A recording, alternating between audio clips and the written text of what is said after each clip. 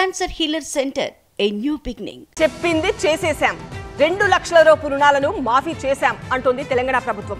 కాదు 2 లక్షలకు పైన రుణాలను కూడా మాఫీ చేస్తామని చెప్పారు అంటోంది బీఆర్ఎస్. ఇదే అంశంపై మంత్రి తుమ్మల, మాజీ మంత్రి హరీష్ రావు మధ్య డైలాగుల డైనమైట్లు పేలాయి. ప్రభుత్వ నిర్ణయం 2 లక్షల వరకు ఉన్నటువంటి రుణమాఫీ 2 లక్షల పైన లేదు. 2 లక్షల వరకు ప్రభుత్వ నిర్ణయం చెప్తున్నా. 2 లక్షలకి వరకు కుటుంబానికి 2 లక్షల లోపు ఉన్నటువంటి కుటుంబాలు 25 లక్షలు మా దగ్గరికి చేరినాయి అధ్యక్ష. వాటికి మించి వల్లే 20,616 కోట్లు జమ చేయడం జరిగిందని చెప్పి గౌరవ సభ్యులకు సవినీయంగా మనం చేస్తున్నా. పబ్లిక్ మీటింగుల్లో దేవుళ్ళ మీద ఒట్టు పెట్టి రేవంత్ రెడ్డి గారు చెప్పారు. కానీ ఈరోజు దారుణంగా రాష్ట్ర శాసనసభలో రుణమాఫీ అయిపోయింది, 2 లక్షల పైన చేయము అని చెప్పి ఇవాళ వ్యవసాయ శాఖ మంత్రి చెప్తున్నారు.